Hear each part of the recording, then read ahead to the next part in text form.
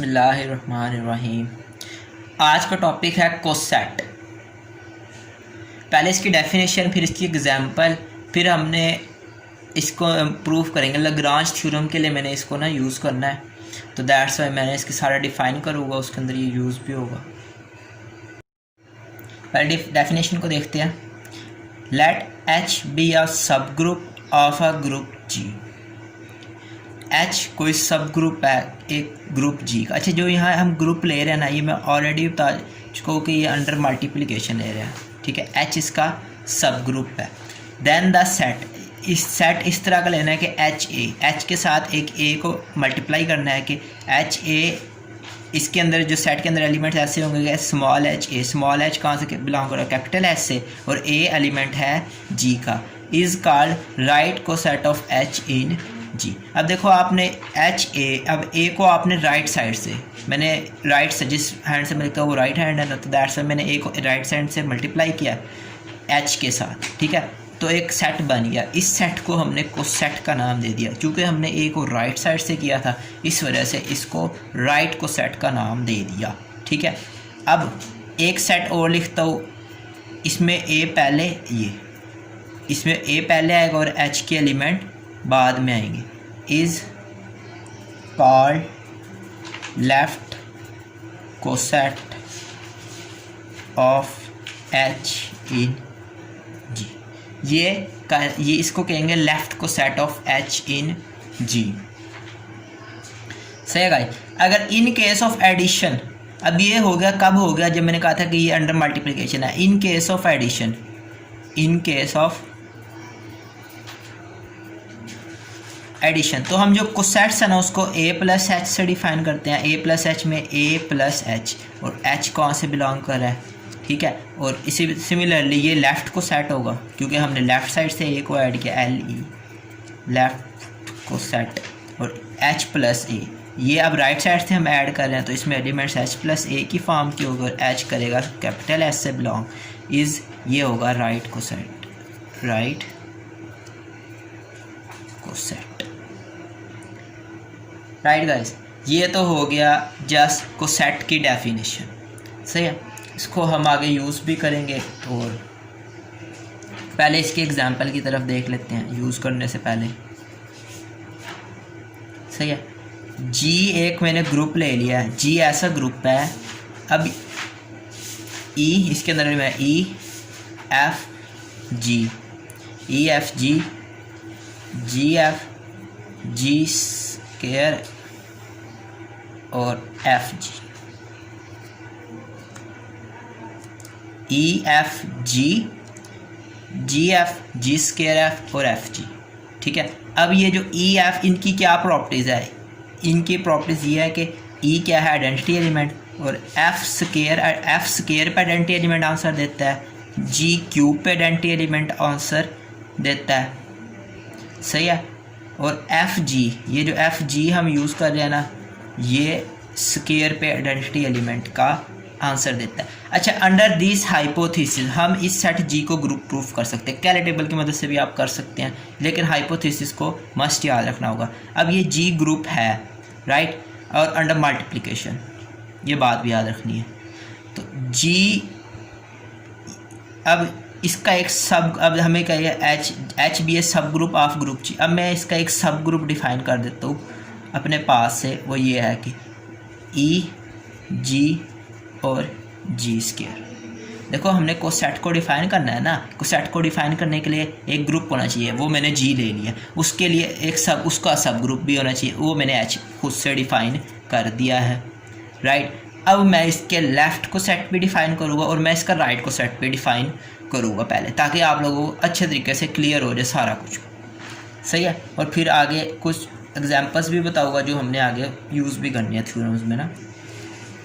तो सबसे पहले जो एलिमेंट हमने ए लिया है, जी से लिया। अब जी के एलिमेंट क्या है, E F G, G F जी स्क्वायर एफ जी, ठीक है। सबसे पहले जो मैं लेफ़्ट को सेट को मैं डिफ़ाइन, सॉरी राइट को सेट को पहले कर लेते हैं, राइट को सेट, सही है guys.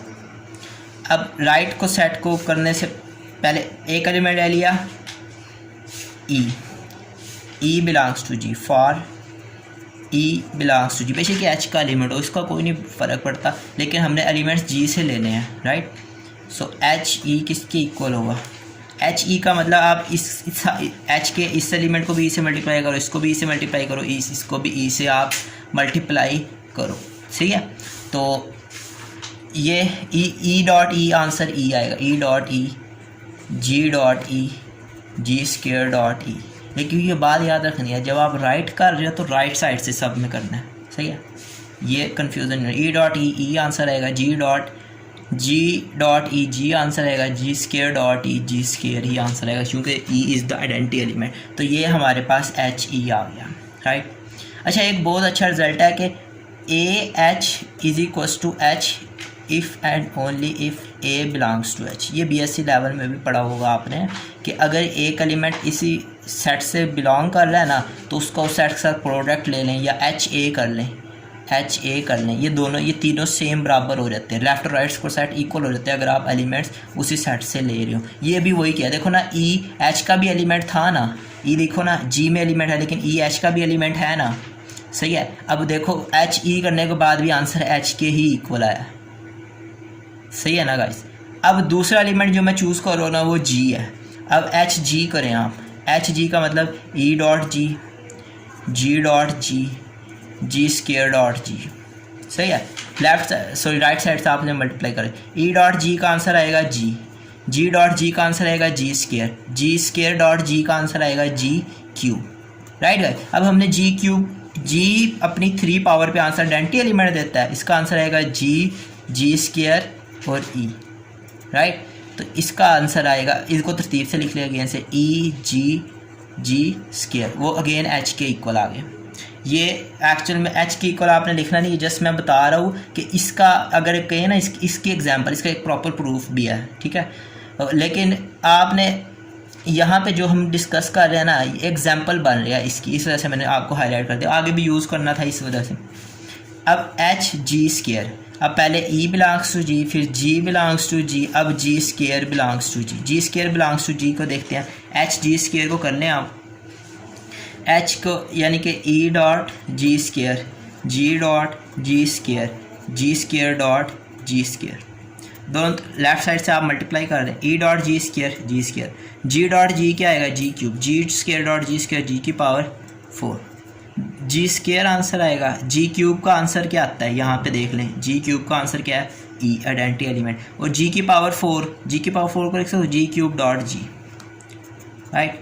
G square identity element, जी क्यूब डॉट जी क्यूब का आंसर आइडेंटिटी एलिमेंट इंटू जी, आंसर क्या आएगा जी, आंसर अगेन हमारा आ गया ई जी स्क्वायर।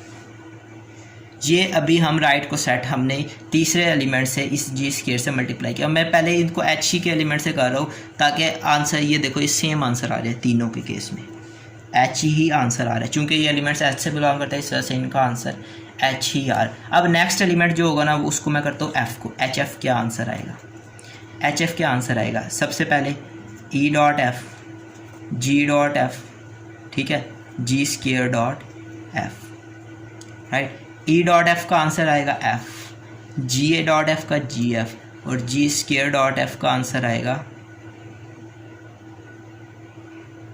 जी।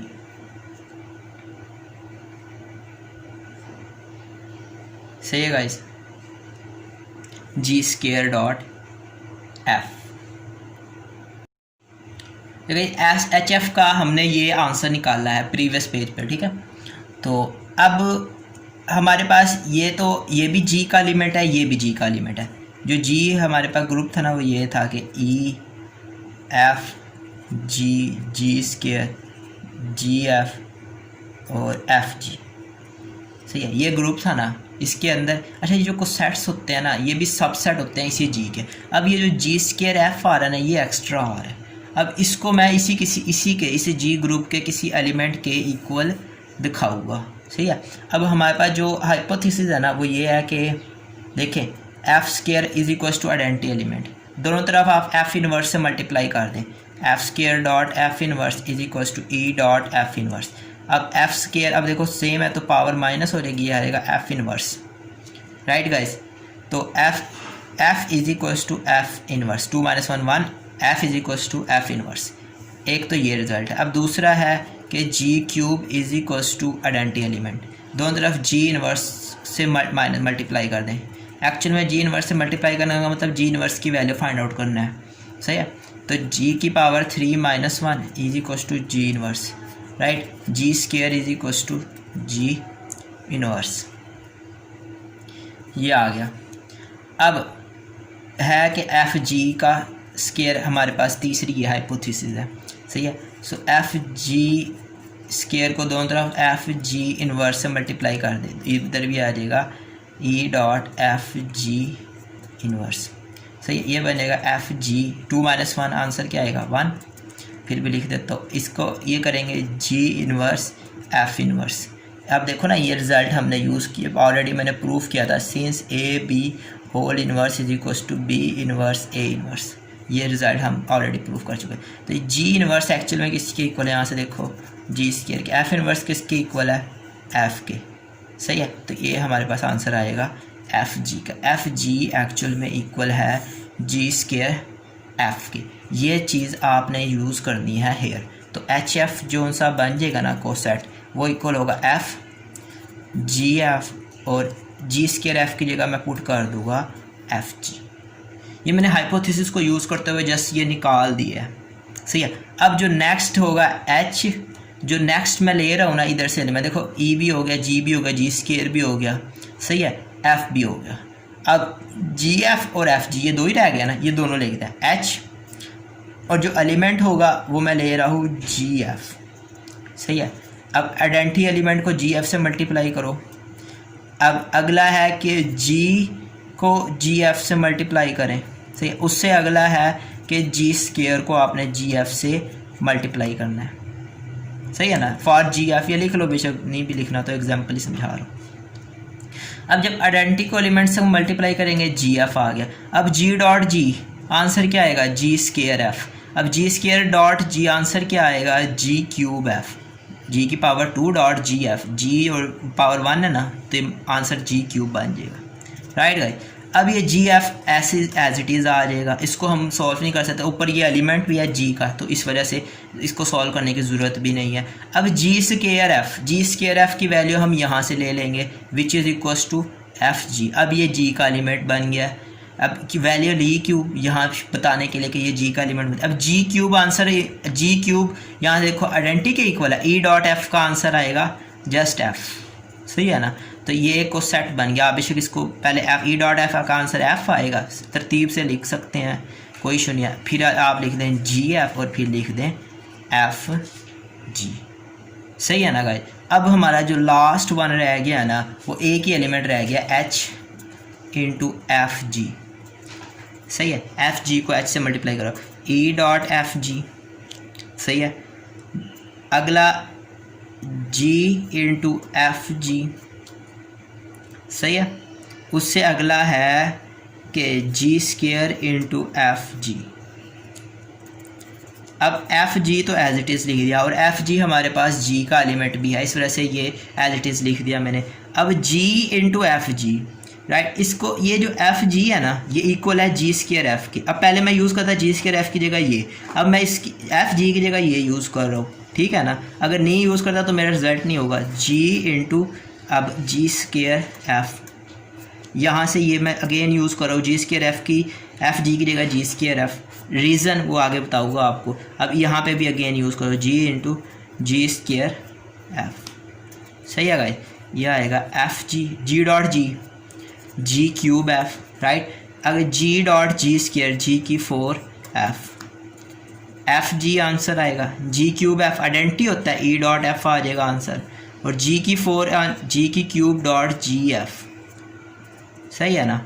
एफ जी और आइडेंटिटी एफ इंटू एफ ही आ जाएगा, ये फिर identity dot G F, right guys. तो सबसे पहले क्या आ जाएगा, एफ एज इट इज़ लिख देते हैं, एफ जी फिर लिख देते हैं, और फिर जी एफ लिख देते हैं। ये कौन सा कोसेट है, एच इंटू एफ जी। ये हमने एच के सारे कोसेट्स फाइंड आउट कर लिया। अब देखो पहले जो से थे ना कोसेट्स, उनका आंसर जी मतलब कि एच ही आ रहा था, क्योंकि वो एच के एलिमेंट्स थे। जो एच के अलावा एलिमेंट्स है उनका आंसर यही है, F into F G G F. ठीक है। इसी तरह यहाँ पे देख लो, इसका भी आंसर यही आ रहा है और एच एफ का भी आंसर यही आ रहा है। सही है गाइस, ये निकाले हुए हैं, इसका भी आंसर यानी कि बाकी जो 3 एलिमेंट्स हैं उनके आंसर सेम आ रहे हैं और जो जी के एलिमेंट्स हैं उनके भी आंसर सेम आ रहे हैं। ठीक है, ये होगी हमारी कोसेट्स की एग्जांपल। इसी तरह आप उसको अगर इस साइड से मल्टीप्लाई, मतलब कि लेफ़्ट साइड से आप मल्टीप्लाई करेंगे तब भी आपके मसलन के कोसेट्स आप निकाल सकते हैं। अच्छा गाइज, अब हमारा नेक्स्ट टॉपिक है इंडेक्स ऑफ अ सब ग्रुप। सही है गाइज, ये उसी कोसेट्स के रिलेटेड है, दैट्स वाई ना पहले मैं आपको ऑलरेडी कोसेट्स को डिफाइन कर चुका हूँ। The number of distinct left और राइट कोसेट्स ऑफ ए सब ग्रुप एच इन ग्रुप जी, यानी कि डिस्टिंक्ट जो मुख्तलिफ लेफ़्ट या राइट कोसेट्स होते हैं ना किसी भी सब ग्रुप के, राइट, वो उसका इंडेक्स होते हैं। अब फॉर एग्जांपल एक एग्जांपल की तरफ चलते हैं। एग्जांपल हमने ऑलरेडी एक शो की थी कि ई एफ जी स्क्वायर जी एफ जी, ठीक है। इसके 2 डिस्टिंक्ट कोसेट्स निकाले थे। अब जो हमने एच लिया ना वो ये था ई जी स्क्वायर। इसके 2 डिस्टिंक्ट कोसेट्स हमने निकाले थे जो एच जी और एच जी स्क्वायर है ना, इसका आंसर हमारे पास ये आ रहा था ई जी स्क्वायर। अब ये जो से दूसरे है ना वो है एच बाकी वाले एलिमेंट्स एच जी एफ और एच एफ जी, इनका आंसर सेम आ रहा था हमारा एफ जी एफ और एफ जी के इक्वल, राइट। अब ये 2 डिस्टिंक्ट, ये राइट को सेट निकाले थे हमने एच के जी में, अब ये 2 आ रहे हैं, राइट, यही इसका इंडेक्स है। So index of H in जी, अब को सेट की डेफिनेशन अकॉर्डिंग देखा जाए ना, नंबर ऑफ डिस्टिंक्ट्स लेफ्ट और राइट को सेट ऑफ सब ग्रुप एच इन ग्रुप जी, यानी कि किसी भी सब ग्रुप के लेफ्ट या राइट कोई एक होना चाहिए। इस वजह से हम यहाँ राइट की एग्जांपल प्रूव की, इस वजह से मैंने राइट लिख दिया। ये दोनों डिस्टिंक्ट राइट को सेट्स है, तो फिर यही उसका इंडेक्स है। तो इसका इंडेक्स कितना होगा, तो जितनी उनकी तादाद होगी उतना ही उसका इंडेक्स होगा। अच्छा गाइज, ये चीज़ हमने करनी है यूज़ लाग्रेंजियस थ्योरम में। अब लाग्रेंजियस थ्योरम में पहले स्टेटमेंट को मैं लिख देता हूँ और फिर आगे हम उसकी एग्जांपल करेंगे, फिर आगे उसको प्रूफ करेंगे कि हमने कैसे प्रूफ क्या करना है। Both order and index of a subgroup of a finite group divides order of group। इसका प्रूफ की तरफ चलते हैं। पहले स्टेटमेंट को मैं पढ़ दूँ। अब both order and index of a subgroup of a finite group divides the order of group, यानी कि एक ग्रुप लिया आपने, जैसे आपने जी ले लिया, ठीक है, उसका ऑर्डर फाइनाइट होना चाहिए। फाइनाइट का मतलब जैसे एक इन्फिनिटी ना आंसर आए, सही है ना, अनडिफाइन हो, जस्ट डिफाइन हो, सही है। आपने एक ग्रुप जी ले लिया जिसका ऑर्डर आप कहते हैं एन है, ठीक है, एच उसका सब ग्रुप है, सही है। अब एच का जो ऑर्डर होगा ना, यानी कि एच में नंबर ऑफ एलिमेंट्स की तादाद और जी में नंबर ऑफ एलिमेंट्स की तादाद को डिवाइड कर रही होगी, यानी कि जो एच का ऑर्डर होगा वो ग्रुप के ऑर्डर को डिवाइड कर रहा होगा। इस तरह जो एच के इंडेक्स का ऑर्डर होगा वो ग्रुप के ऑर्डर को वो भी डिवाइड कर रहा होगा, यानी कि एच का इंडेक्स भी ग्रुप को डिवाइड कर रहा है, ग्रुप के ऑर्डर को डिवाइड कर रहा है, और एच का ऑर्डर भी ग्रुप के ऑर्डर को डिफाइन कर रहा है। यही लाग्रेंजियस थ्योरम कहलाता है, सही है ना। यही हमने आज प्रूफ करना है। अब प्रूफ करने से के लिए late G be a group of order n and H be a subgroup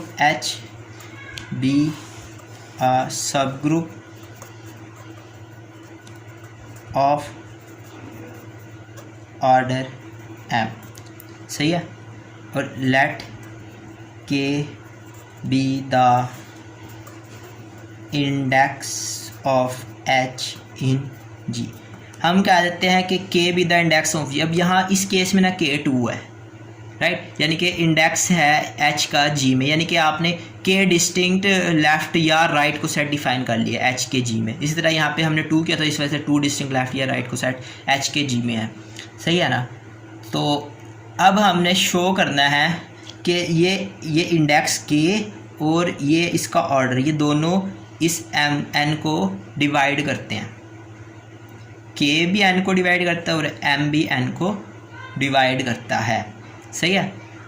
सबसे अभी देखो ना, सबसे पहले मैं शो करूँगा कि पहले मतलब कि आप इनके ये बना, जैसे एच ई एच जी इसके एच डी एफ जी बनाया ना, ऐसे ही इसके डिस्टिंक्ट लेफ़्ट या राइट को सेट डिफाइन कर ले। या हम लेफ़्ट को सेट को लेकर चलते हैं, लेट A1 के A1 H A2 H up to so on A K H be the distinct left coset of H in G, सही है कि अब ये मैंने A1H A2H A K H, जैसे यहाँ HE लिखा हुआ, इसको HA1 कह दो, HA2 कह दो, HA3 कह दो ना यहाँ, लेकिन ये मैंने लेफ़्ट ले रहा हूँ इस वजह से A पहले लिख दिया, ठीक है। ये लेफ़्ट को सेट है H के G में और ये इन सब के आंसर डिस्टिंक्ट है। जैसे ये एक को सेट है, ये दूसरा को सेट है, सही है ना, यानी कि ये HA1 है और ये HA2 है, सही है ना। ये दो इसके डिस्टिंक्ट को सेट लगा लें आप, सही है ना। तो ये दीज आर डिस्टिंक्ट को set of H in G। सो पहले तो हम प्रूफ करेंगे, वी प्रूफ, फिर बताता हूँ इसको क्यों करें, एंड में मैं आपको सारा बताऊँगा। वी प्रूफ के ये जो डिस्टिंक्ट को सेट है ना, G की पार्टीशन करते हैं। G is equal to union of I1 से k AIH and AIH intersection AJH is equal to empty set. अब हम शो करेंगे ये जो लेफ़्ट या राइट को सेट्स है ना, ये G की पार्टीशन करते हैं। अब पार्टीशन करने का क्या मतलब, पार्टीशन करने का मतलब है कि G को मैं इनकी यूनियन में एक्सप्रेस कर सकता हूँ, ठीक है, और ये जो उनसे इनके इंटरसेक्शन आपस में एम्प्टी है। अब ये मैं एग्जांपल की तरफ लेके चलता हूँ। अब एग्जांपल देखो ना, आपने ये दो सेट डिफाइन, ये दो को सेट है इस G के, आप देख लो इनकी यूनियन करो, E G F G F, इनकी यूनियन से मुझे G ऑब्टेन होगा। आप यहाँ पे देख के कर लेना कि इनकी यूनियन करेंगे, उसका जो सेट आएगा ना G F G F और F G, राइट। इनकी यूनियन से ये G के इक्वल आता है और इनका आपस में इंटरसेक्शन करे, यानी कि G इंटरसेक्शन F और F G, इसका इंटरसेक्शन हमारे पास क्या आएगा, एम्प्टी सेट आएगा गाइस। देखा ना, ये दो को सेट हम ऑलरेडी डिफाइन कर चुके हैं, राइट। अब इन दोनों की यूनियन से हमें G ऑब्टेन और इनका इंटरसेक्शन एम्प्टी है। यहीं पे यहाँ पे हमने यही बात शो करनी है, सही है ना।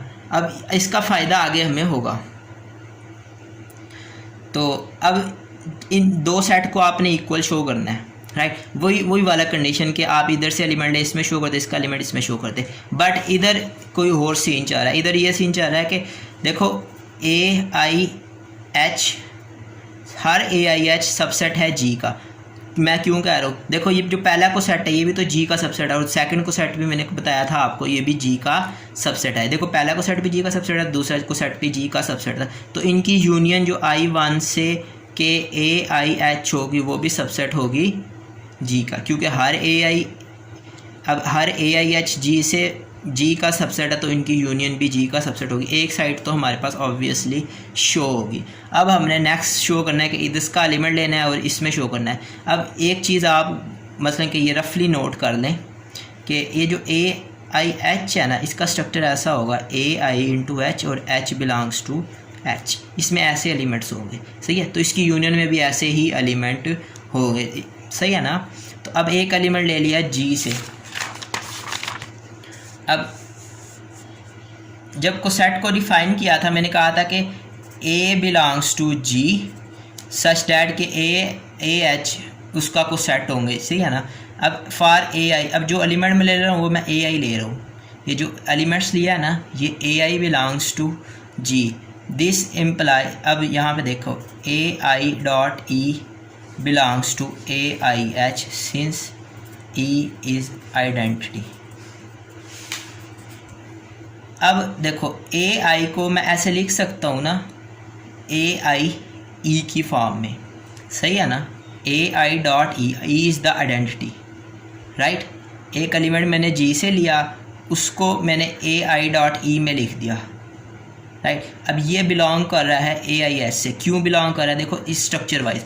अब ए आई एच का स्ट्रक्चर ऑलरेडी भी मैंने डिफाइन किया, इसमें एलिमेंट हो गए ए आई एच और H belongs to capital H, सही है ना। ये जो स्मॉल एच है ना इसको आइडेंटिटी के इक्वल ले लो,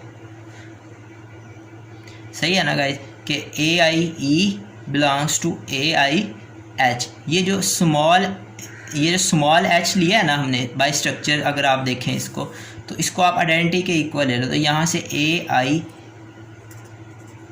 अब आइडेंटिटी होने की वजह से ए आई पे कोई फ़र्क नहीं पड़ेगा, राइट। और ये एलिमेंट कहाँ किसका शो हो रहा है, ए आई एच का। इसका मतलब ए आई बिलोंग करेगा यूनियन ऑफ, अब किसी एक सेट में, अगर सेट की यूनियन कब जाता है, किसी एक सेट में बिलोंग करता है।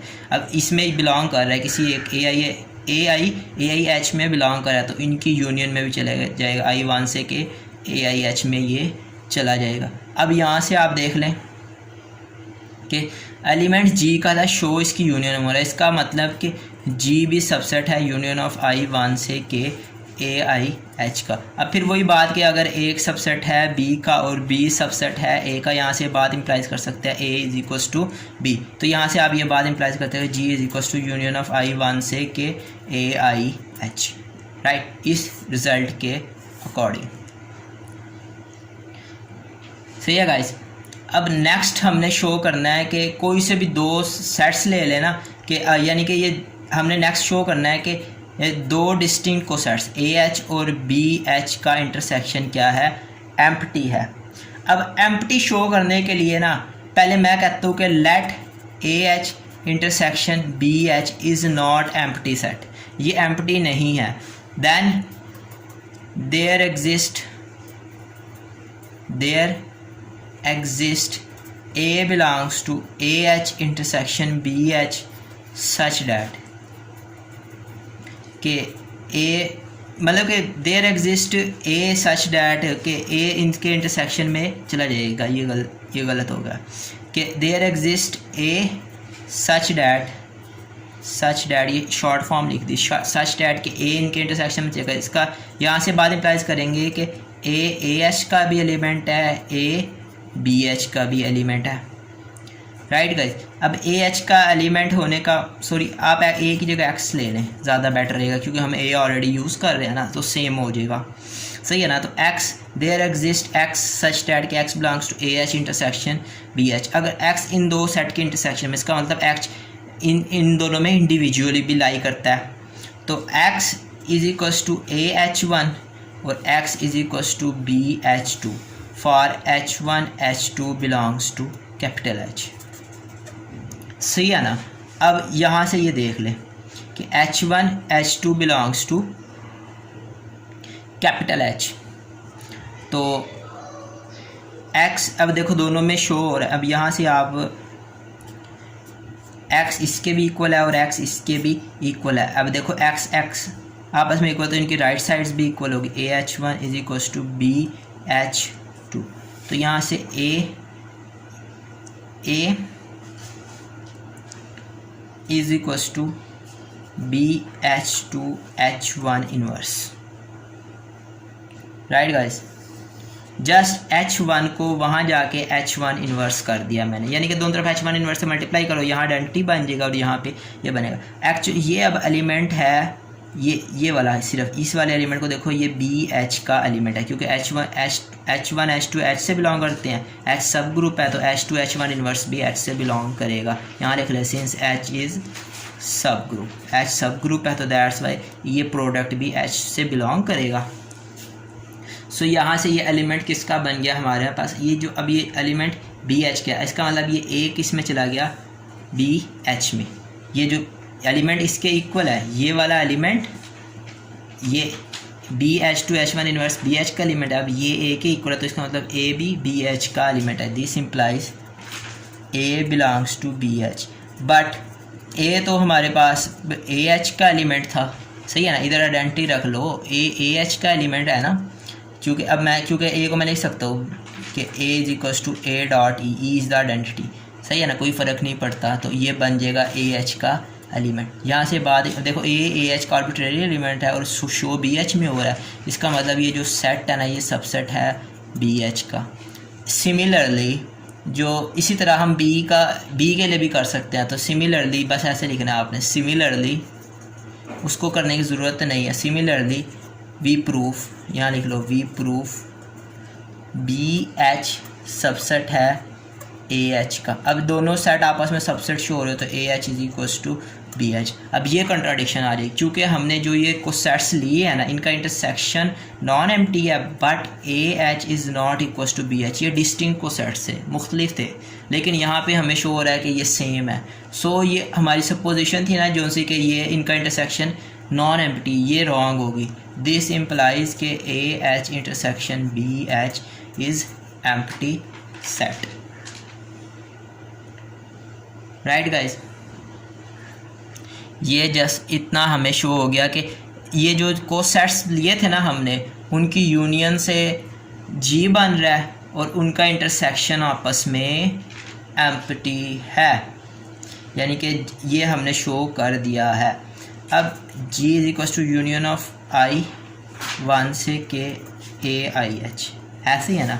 अब यूनियन ऑफ I1 से के G को मैं लिख सकता हूँ A1H union A2H union up to so on AKH, और इनका इंटरसेक्शन AIH इंटरसेक्शन AJH, इसका आंसर भी क्या आ रहा है, एम्प्टी, एंड इनका इंटरसेक्शन भी हमारे पास एम्प्टी आ रहा है। अच्छा, अब देखो हर को सेट डिस्टिंक्ट है, राइट गाइस।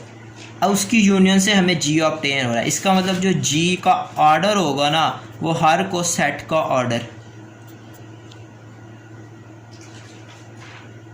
वो हर को सेट का ऑर्डर ऑफ G इक्वल होगा इसका ऑर्डर प्लस इसका ऑर्डर प्लस, जब पीछे जो हमने एग्जांपल की थी हमें जस्ट दो को सेट मिल रहे थे, E G स्क्वायर और F G और GF, राइट गाइस, यानी कि F G और G। अब इन दोनों का, अब इसका ऑर्डर जमा इसका ऑर्डर, इन दोनों के ऑर्डर को जमा करेंगे तो हमारे पास किसका ऑर्डर ऑब्टेन हो जाएगा, ग्रुप G का। अब G जो ग्रुप था वो था E G square F G GF, right guys. अब इन दोनों के ऑर्डर अलग अलग को सेट्स के ऑर्डर को जमा करेंगे तो हमारे पास G का ऑर्डर ऑब्टेन हो जाएगा। यहाँ पे भी यही बात लिखी है कि अगर G को ऐसे यूनियन में एक्सप्रेस किया था तो जो ऑर्डर ऑफ G इसके इक्वल होगा, सही है ना। अब हमने एक्चुअल में नेक्स्ट स्टेप क्या है कि हमने अब G का ऑर्डर कैसे ऑब्टेन होगा, इसका ऑर्डर जमा इससे A2H का order plus up to so on, ऐसे चलता रहना है up to so on KH का ऑर्डर। अब हमने एक्चुअल में फाइंड करना है हर एक को सेट का इंडिविजुअल ऑर्डर क्या होगा, सही है ना। अब इंडिविजुअल ऑर्डर फाइंड आउट करने के लिए वी डिफाइन अ मैपिंग, हम एक मैपिंग डिफाइन करेंगे फाई H से AIH पे। अब चूंकि हमें H का ऑर्डर पता है ना, तो अब हमने अपने हाइपोथेसिस के अकॉर्डिंग ही चलना है, तो इसलिए मैं एक मैपिंग फाई H से AIH पे डिफाइन करूँगा सच दैट के फाई H पे आंसर, यहाँ पे अगर H होगा तो इसका आंसर AIH आ जाएगा आंसर, ठीक है। यहाँ पे अगर H1 है तो यहाँ पे H1 आंसर आएगा, यहाँ पे H2 है तो वहाँ पे H2 आंसर आ जाएगा। अगर अब मैं ये फाई को बाइजेक्टिव शो कर दूँ ना, तो यहाँ से ये बात इंप्लाइज कर सकते हैं जितने H में एलिमेंट है उतने ही AIH में एलिमेंट हो। जब मैंने पिछले प्रीवियस लेक्चर अगर आपने देखा है, जब मैंने बाइजेक्टिव का वर्ड यूज़ किया था, मैंने कहा था अगर एक मैपिंग बाइजेक्टिव हो जाए ना, तो यहाँ से आप ये बात कह सकते हो कि जो दोनों ग्रुप के दरमियान अगर बाइजेक्टिव मैपिंग है या दोनों सेट के दरमियान बाइजेक्टिव मैपिंग है, तो आप यहाँ से बात कह सकते हो कि ये दोनों सेट जो आप ले रहे हो ना, इनमें एलिमेंट्स की तादाद इक्वल है, सही है ना गाइस। तो अब अगर मैं इस मैपिंग को बाइजेक्टिव शो कर दूँ तो यहाँ से मुझे ये बात इम्प्लाइज हो जाएगी कि जितने एच में एलिमेंट्स हैं ना उतने ही ए आई एच में एलिमेंट है, यानी कि जितने एच में एलिमेंट है उतने ए वन एच में एलिमेंट है, जितने एच में एलिमेंट है उतने ए टू एच में एलिमेंट है। अब a I H in general इसलिए लिखते हैं ताकि अगर जनरल प्रूफ कर देता है फिर उसको पर्टिकुलर इंप्लाई कर देता है। इसी तरह जितने एच में एलिमेंट्स होंगे उतने ही ए के एच में एलिमेंट्स होंगे। अब सबसे पहले बाइजेक्टिव प्रूफ करने के लिए मैंने इसको शो करना है कि ये 1 1 है, 1 1 1 1 के लिए वैसे कि 2 एलिमेंट्स ले लिए distinct, phi of H1 dot equals to phi of H2, right guys. अब ये इसका आंसर आएगा AI_H1 is equals to AI_H2, इसका ये आंसर आएगा। अब AI उड़ा दो यहाँ से, H1 is equals to H2। आपने देखो कि इमेजेस सेम रखे, उनके अकॉर्डिंग एलिमेंट्स सेम आ गए। सिंपल सी बात हुई ना कि उनके अकॉर्डिंग एलिमेंट सेम आ गए। यहाँ से बात इम्प्लाइज हो जाएगी कि फाई इज़ 1 1। इसी तरह आप यहाँ पे यानी कि डोमेन ग्रुप में एच को चेंज करते जाओगे, यहाँ पे हमें इमेज भी मिलता रहेगा। इन द एंड क्या होगा, आप जितने मर्जी एच चेंज करो उतने ही हमें ए आई एच मिल जाएंगे, राइट गाइज। अब यहाँ से बात इम्प्लाइज हो जाएगी फॉर एवरी, यहाँ ऑन टू के लिए लिख लो for every AIH belongs to AI capital H, we have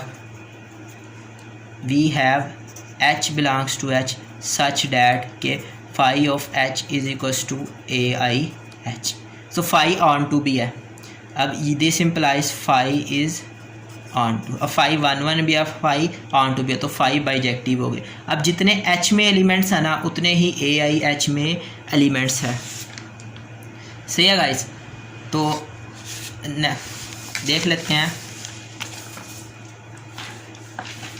guys. मैंने G लिखा था, order of G is equals to order of A1H plus order of A2H plus up to so on order of AKH, ये लिखा था ना मैंने G, सही है। अब जितने H, फिर मैंने शो कर दिया कि जितने H में एलिमेंट है ना उतने ही हर को सेट में एलिमेंट है। अब H में एलिमेंट्स के H का ऑर्डर पहले M लिखा तो इसमें भी M एलिमेंट्स है, इसमें भी M एलिमेंट्स है, plus up to so on इसमें भी M एलिमेंट्स है, सही है। और ऑर्डर ऑफ G कितना है N। शुरू में हमने सपोज किया था कि अगर H का ऑर्डर M है ना, M शुरू में हमने सपोज किया था, चूँकि फाई बाइजेक्टिव शो हो गया। फाई का बाइजेक्टिव शो होने का मतलब है कि जितने H में एलिमेंट्स होंगे उतने ही हर को सेट में एलिमेंट होंगे, सही है। और ये कितने टाइम्स M मैंने लिख दिया K टाइम्स, यहाँ पे आप बेशक मेंशन कर दे K टाइम।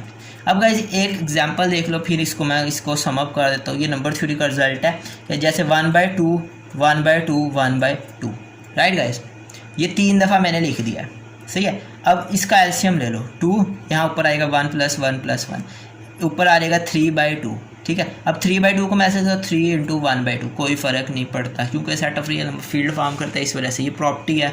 तो इससे आगे हम पढ़ेंगे मज़ीद।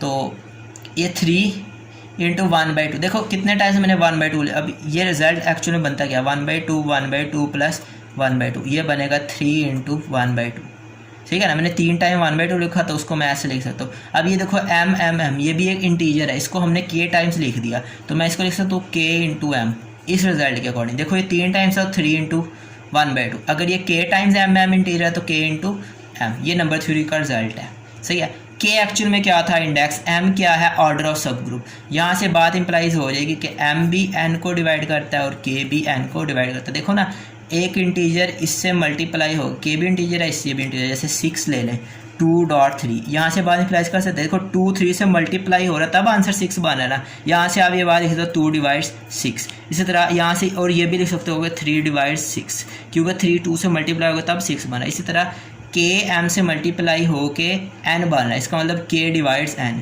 और M K से मल्टीप्लाई हो के N बन रहा है, इसका मतलब M / N, सही है गाइस। ये था हमारा लाग्रांज थ्योरम। यहाँ से ये एक्चुअल में ऑर्डर ऑफ सब ग्रुप है, ये इंडेक्स ऑफ सब ग्रुप है, दोनों ऑर्डर ऑफ, ये G N क्या ऑर्डर ऑफ ग्रुप, यहाँ भी N क्या ऑर्डर ऑफ ग्रुप, दोनों इंडेक्स एंड ऑर्डर दोनों ग्रुप के ऑर्डर को डिफाइन करता है। यही हमारा लाग्रांज थ्योरम था, ये प्रूफ